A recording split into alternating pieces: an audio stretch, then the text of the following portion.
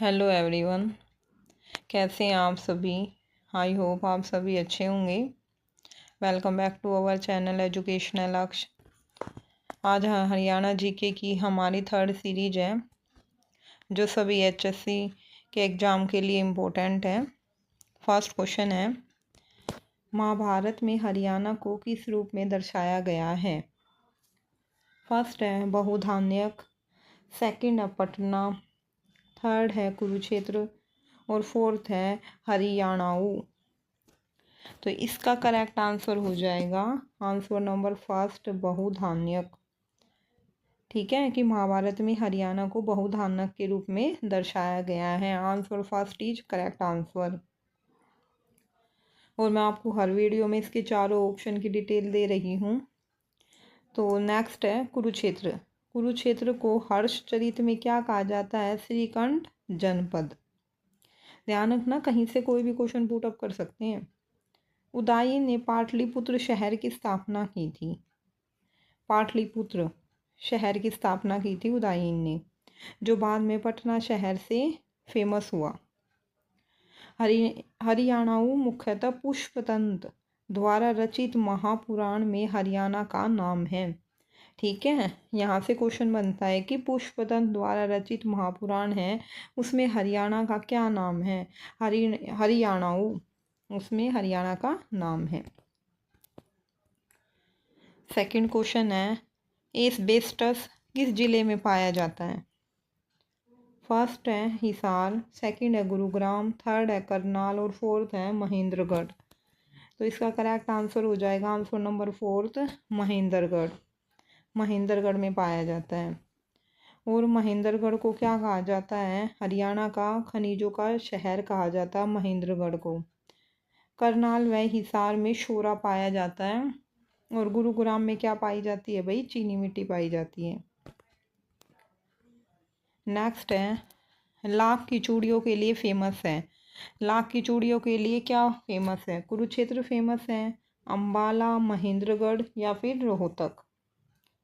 तो लाख की चूड़ियाँ कहाँ पे बनाई जाती हैं? इसका करेक्ट आंसर हो जाएगा answer number third, Mahendragarh. Okay, third इसका करेक्ट आंसर है। और अंबाला किसके लिए फेमस है? अंबाला है भाई वैज्ञानिक उपकरणों के लिए फेमस है। कुरुक्षेत्र, करनाल और कैथल बासमती चावल के लिए फेमस है। और महेंद्रगढ़ लाख की चूड़ियों के लिए फेमस है। नेक्स्ट है, कुरुक्षेत्र के युद्ध का वर्णन धृतराष्ट्र को किसने सुनाया? ठीक है, फर्स्ट है शंकराचार्य ने, सेकंड है माधवाचार्य ने, थर्ड है वल्लभाचार्य ने और फोर्थ है संजय ने। तो ये आंसर तो आई होप सभी को ही पता होगा। तो इसका करेक्ट आंसर हो जाएगा आंसर नंबर फोर, संजय ने। ठीक है, क्योंकि धृतराष्ट्र को दिखाई नहीं देता था, वो अंधे थे। तो जो कुरुक्षेत्र में युद्ध चल रहा था तो उसका सारी डिटेल संजय ने धृतराष्ट्र को सुनाई थी। और कुरुक्षेत्र में महाभारत का प्रसिद्ध युद्ध 220 ईस्वी पूर्व कौरवों और पांडवों के बीच में हुआ था, आपको पता ही होगा, जिसका वर्णन धृतराष्ट्र को संजय ने सुनाया था। महाभारत की रचना की थी महर्षि वेदव्यास ने। महाभारत का दूसरा नाम क्या है? जय संहिता। ध्यान रखना, सारे इंपॉर्टेंट क्वेश्चन है, बिल्कुल मैं इंपॉर्टेंट लेके आई हूँ।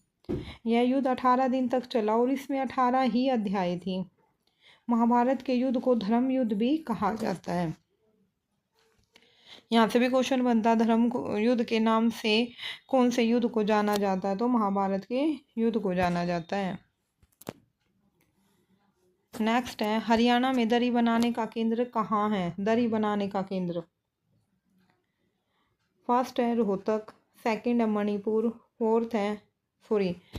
थर्ड है पानीपत और फोर्थ है गुरुग्राम। तो इसका करेक्ट आंसर हो जाएगा भाई Panipat. Answer number third, Panipat में क्या है? दरी बनाने का केंद्र।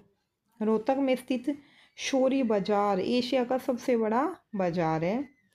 मणिपुर विश्व में चौगान खेल का जन्मदाता भारत का मणिपुर राज्य है। हरियाणा का पहला खाद्य बैंक कहाँ पे स्थित है? गुरुग्राम में।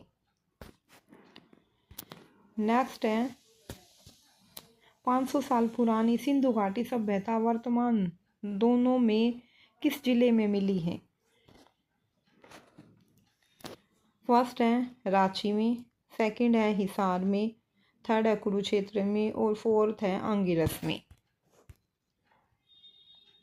दोनों ने, ये दिनों हैं, वर्तमान दिनों में किस जिले में मिली है?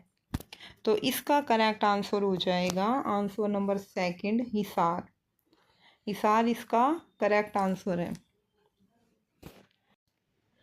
राखीगढ़ी हिसार में 500 साल पुराने सिंधु घाटी सभ्यता के अवशेष मिले हैं। ठीक है, यहाँ से क्वेश्चन बनता है कि 500 साल पुराने सिंधु घाटी सभ्यता के जो अवशेष है वो कहाँ से मिले हैं? वो मिले हैं राखीगढ़ी से, जो कहाँ पे है? हिसार में।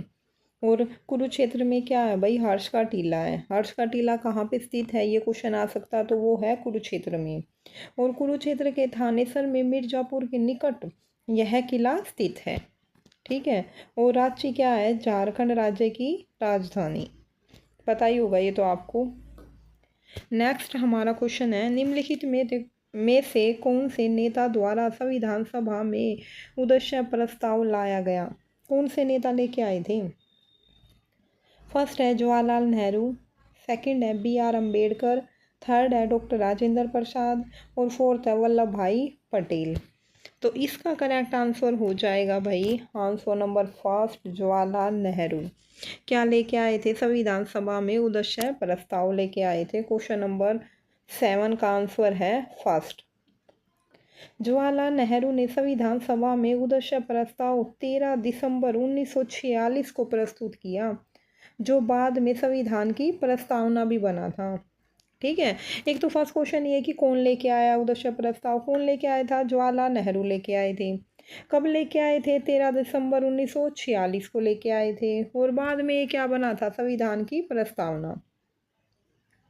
और उद्देश्य प्रस्ताव को 22 जनवरी 1947 को स्वीकार किया गया था।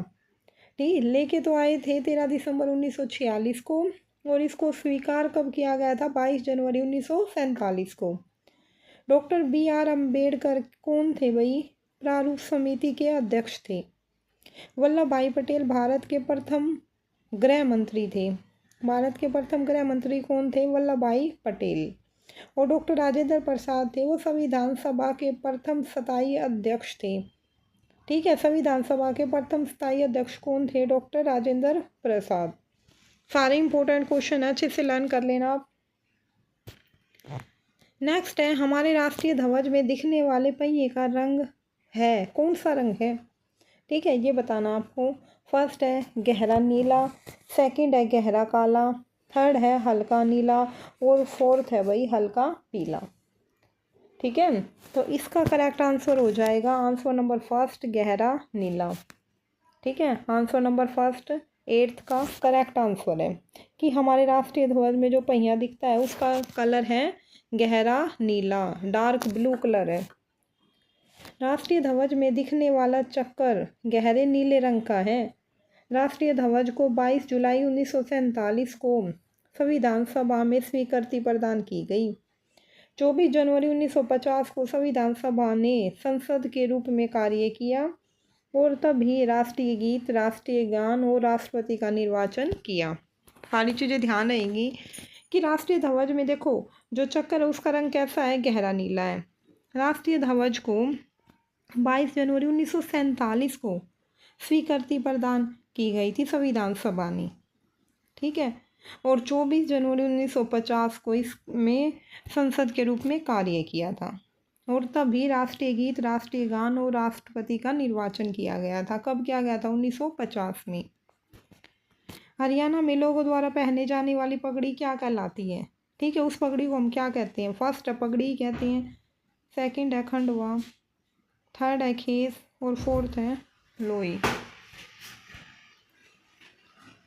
होगा। ठीक है, उसको हम कहते हैं भाई खंडवा। ठीक है, इसका करेक्ट आंसर हो जाएगा 9th का सेकंड इसका करेक्ट आंसर है। ओके, अब नेक्स्ट है, देखो मारवाड़ी ढंग से जो पहनी जाती है उसको हम क्या कहते हैं? पगड़ी कहते हैं। और मोटे सूत की जो मजबूत जो चादर होती है वो क्या कहलाती है? खेस। और लोई क्या होती है? एक प्रकार की ओढ़ने की चादर होती है। हरियाणा में खंडवा क्या है? शान का प्रतीक माना जाता है। खंडवा को क्या माना जाता है? शान का प्रतीक। नेक्स्ट है,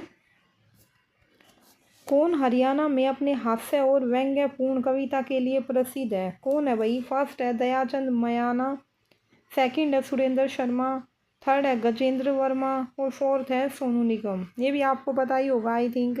हास्य और व्यंग्यपूर्ण कविताओं के लिए कौन फेमस है? सुरेंद्र शर्मा जी। सेकंड इसका करेक्ट आंसर है। ठीक है, 10th का आंसर को क्या है? सेकंड। अब देखो, दयाचंद मयाना हरियाणा के जॉन मिल्टन के नाम से जाने जाते हैं। Very important question. ठीक है, कि हरियाणा के जॉन मिल्टन किसको माना जाता है? दयाचंद मयाना को। इसका संबंध कहाँ से है? रोहतक जिले से है। गजेंद्र वर्मा का संबंध कहाँ से है भाई? सिरसा जिले से है। गायक, संगीतकार, गीतकार, साउंड रिकॉर्डिंग से ये संबंधित हैं। सोनू निगम का जन्म कहाँ पे हुआ है? फरीदाबाद में। और इनका जन्म कब हुआ था? 30 जुलाई 1973 को। ठीक है, नेक्स्ट है, जो सुरेंद्र शर्मा जी हैं वो हरियाणा के महेंद्रगढ़ जिले से संबंध रखते हैं और 2013 में इन्हें भारत सरकार द्वारा क्या दिया गया था? पद्मश्री अवार्ड दिया गया था। ठीक है, ये भी ध्यान रखना है कि सुरेंद्र शर्मा जी को हास्य कवि माना जाता है। ये कहाँ से संबंध रखते हैं? महेंद्रगढ़ से। और इनको पद्मश्री अवार्ड कब दिया गया? 2013 में दिया गया। ओके एवरीवन, आज की क्लास यहीं तक। आई होप आज की क्लास आपको अच्छी लगी हो तो like, share and subscribe my channel. ठीक है, इसकी PDF का लिंक डिस्क्रिप्शन में है। अगर आपको कोई भी डाउट है, ठीक है, या आपको कुछ और पढ़ना है तो उसके लिए आप कमेंट में ज़रूर कमेंट करें। Thank you again.